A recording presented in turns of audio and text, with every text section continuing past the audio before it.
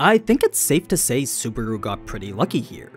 Whereas Crusch got turned into some apparent abomination, Subaru instead gained an enhanced mutated leg far stronger than it was before. He's kinda like Emiya from Heaven's Feel now. It's a bit too early to say whether this buff is here to stay, but for now it looks like Subaru will be making the most of it. As for what it is, well, that's what we're gonna talk about here. An apparent curse currently at odds with the existing curse already inside him. We'll go over that, then the details we didn't get to see from Subaru's adventure with Liliana and Priscilla. A lot of Priscilla's charm didn't make it into the anime. Before we get started though, if you're a fan of Melee from here or from Overlord, I've got an awesome story recommendation that focuses on that beast taming genre. With today's sponsor web novel, you can read the first legendary Beastmaster amongst a plethora of other amazing stories. Wanna read the beginning after the end before the anime comes out? Web novels got that, Solo Leveling, Mushoku Tensei, and more. To focus specifically on the first legendary Beastmaster though, this is pretty much the most fleshed out beast taming story you'll ever read. While there is an overarching conflict with politics and war, the beasts and our protagonist's relationship with them serve as the primary focus all the way through. They're not just there to make the main character stronger, but instead round out his development all the way from his youth to adulthood. So, if you want to read this vividly dark beast-filled adventure, then download web novel today and search for the first legendary Beastmaster. You'll find that and a whole bunch of other novels and comics to enjoy. All you gotta do is click the link below to get started. They've been a long time sponsor of the channel, so it'd be really cool if you can all show them some love. But now, let's talk about ReZero. Episode 56, Conditions of the Night, covering chapters 1 to 3 from volume 18 of the light novel. Subaru's opening scene was actually pretty interesting since in comparison to the cryptic description we got in the novels, the way they visualized it here was amazing. We actually got to see the Curse of the Beast duke it out with the Curse of the Dragon. To describe it the way that the novel did though, the only thing Subaru could hear was all sorts of voices echoing in the distance. Whether it be a battle cry, a grieving wail, a scream, or a sob, noises of every kind rained down around him. They swirled his head like some kind of vortex. If he had to explain it any way he could, to Subaru it was like someone he'd met after a long time was now opening up about everything, swallowing him whole in an unrelenting flood of noise. Eventually, such noise started to make him lose track of where he even was, then after that, his entire sense of self started to blur together. Who he was no longer felt distinct as countless voices overwhelmed his very being. Those voices then became dark and stagnant, almost like they were trying to break down his identity next. It was as if they were trying to reduce him down to nothing. So, the more those voices overwhelmed him, the more Subaru sunk into that darkness and the less he was able to resist the progressive deterioration of everything that was him. It was right as he was about to resign himself to that darkness that a thread bound around his core would reject it. Something deep inside him refused to stop fighting even when Subaru had. It was actively going against the darkness, trying to throw him into nothingness. So, as these two mysterious forces fought to claim ownership over the self that was Subaru, each tried to kill the other, all so that they could take Subaru for themselves. The novel never described what those two were, but as we'll soon find out, one is the Curse of the Beast while the other is the Curse of the Dragon. It's an interesting way of highlighting these two supernatural forces now currently dwelling within Subaru. Switching over to when Subaru was saved by Priscilla, a lot of her most arrogant lines were cut to get to other things. For as conceited as she was in the anime, the novel makes her 10 times worse. This actually works towards building her charm though, since there's some pretty banger lines highlighting just how witty she is. I mean, when you have her suggesting Subaru spoon out his own eyes for being useless, you get to see that this is a whole separate level of pompousness. Now, if you're wondering how it is Priscilla had even found Subaru, well, it was as she was on her way to execute the person responsible for flooding the city that she would notice a certain commoner floating downstream. We know she was also looking for her retainer Schult too, but to her the crime of defiling the city like this was unforgivable. So much so that she was on her way to bestow her own suitable punishment. Liliana just so happened to stay close since Priscilla was competent, but that's essentially what these two were up to. When they switched their focus to Subaru's leg, what was revealed underneath was this revolting pitch black ligament that no longer hurt. It was a feat impossible through any sort of healing magic since, as far as the principles for that went, it simply increased the natural recovery ability of a patient's body, not regenerate limbs like what had happened here. So, rather than the gentle power all his allies used so proudly, this grafted abomination was a desecration of everything healing magic stood for. It spit in the face of the miracle Felix, Beatrice, Garfield, and even Rem all shared so willingly. Now, aside from Priscilla's shockingly callous experimentation on Subaru, the result of it reminded him that this had something to do with dragon blood. It was a reveal that led to a discussion about what this could possibly mean for him. So, as soon as Priscilla heard it was caused by Capella sharing her blood, she instantly knew it was something akin to a curse.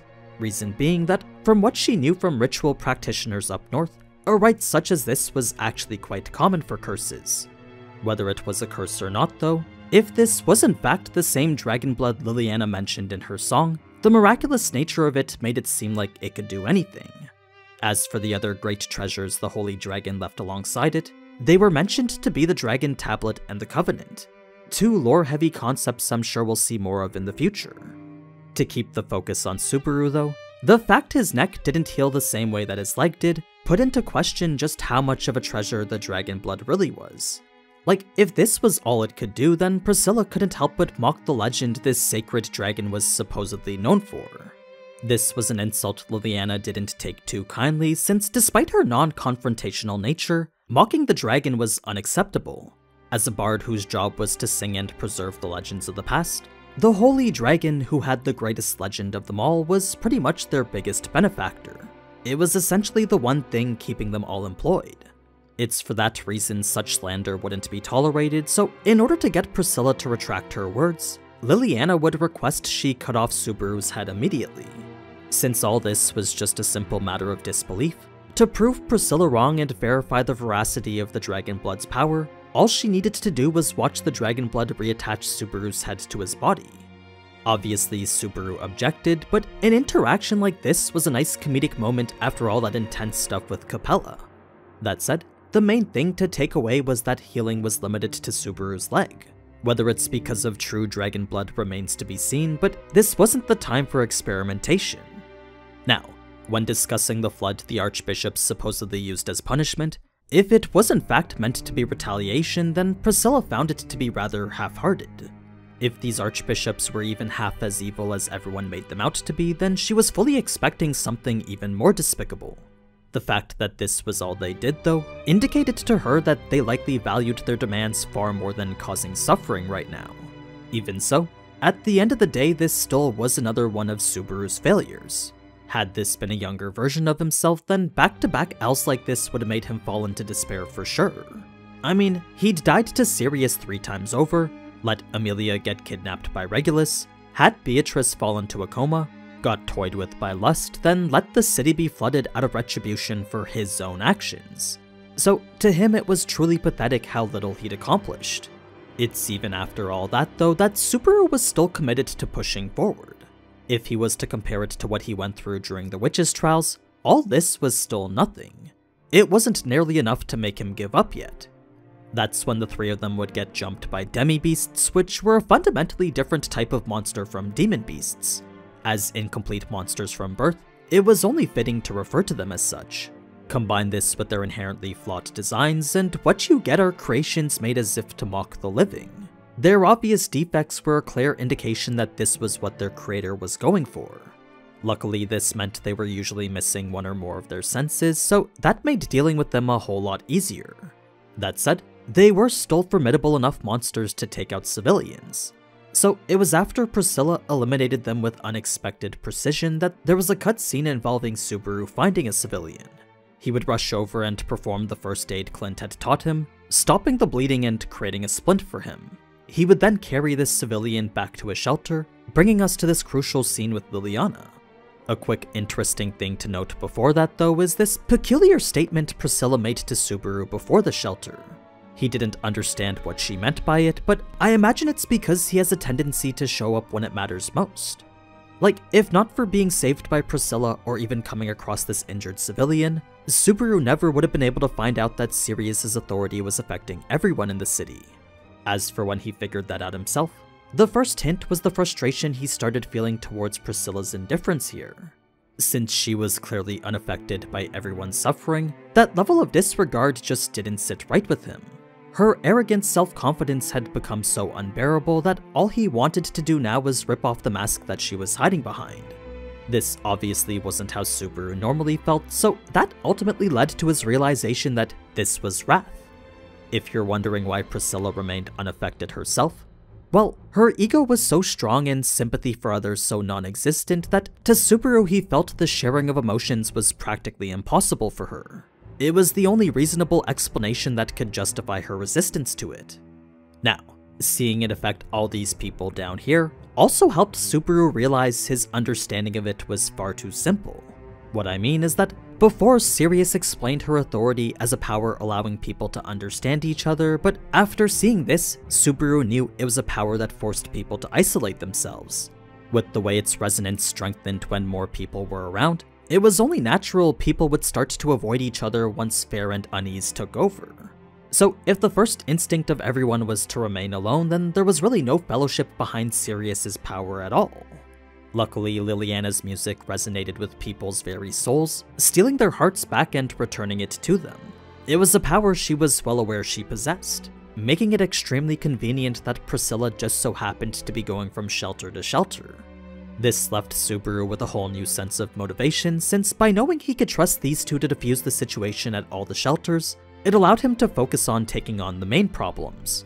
So, although so much had gone wrong already, Subaru was committed to turning everything around no matter what. Now, if you're wondering why Priscilla was searching for Schult, it's because he was a retainer that she actually valued.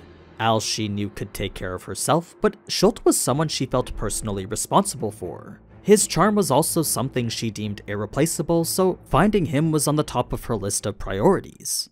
This brings us now to Subaru's encounter with the demi-beasts, which through lots of running, went to prove his right leg was far better than he could have ever imagined. He could feel it was way more fit than it ever was before.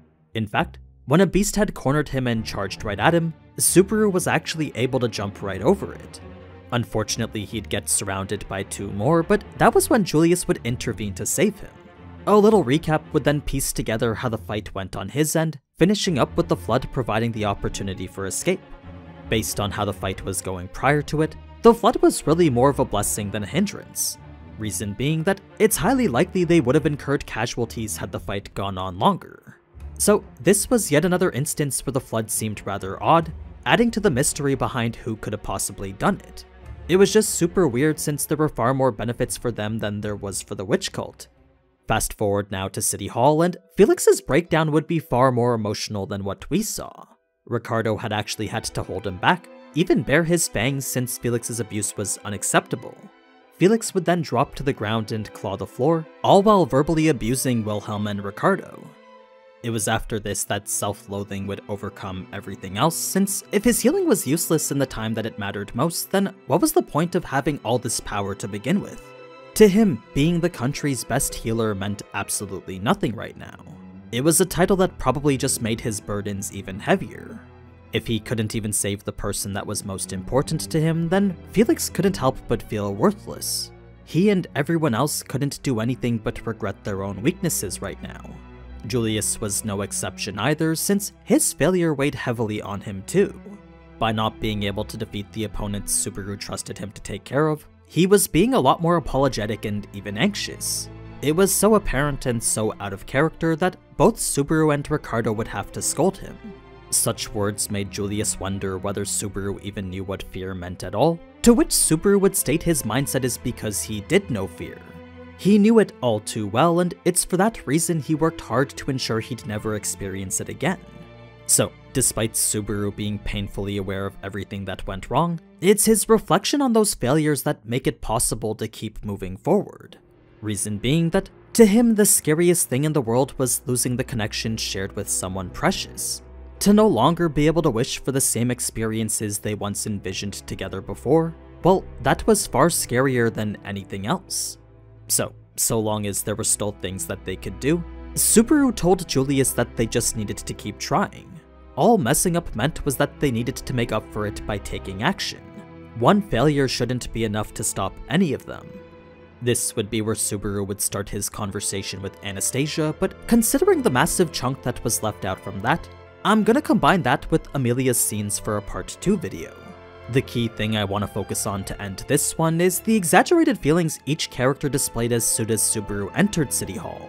Like, Felix felt regret far greater than he'd felt before, Wilhelm wallowed in self-doubt and self-reproach, Ricardo bore his fangs out of indignation and annoyance, then Julius was filled with doubt unbefitting the finest of knights. Every person was acting in a way Subaru would consider abnormal. This was because they were all baring their hearts more, which was a direct result of Sirius's influence. Her authority was affecting those in City Hall too. Something you may have been able to pick up on had Wilhelm, Ricardo, and Julius' emotions been more apparent, but that was something the anime unfortunately left out. But yeah, that's half of what we missed from episode 6. I'll finish the other half with another video on Wednesday, but until then, I hope you enjoyed. If you did, then feel free to leave a like and comment. Now, before I go, just a reminder that I've re-released new and improved versions of the Succubae shirts. If you've ever wanted to get them before, then now is definitely the best time to. So be sure to check them out at succubae.shop. But anyway, as always, thank you so much for watching, and if you enjoyed this type of anime content, then you already know what to do. So, until next time, ciao!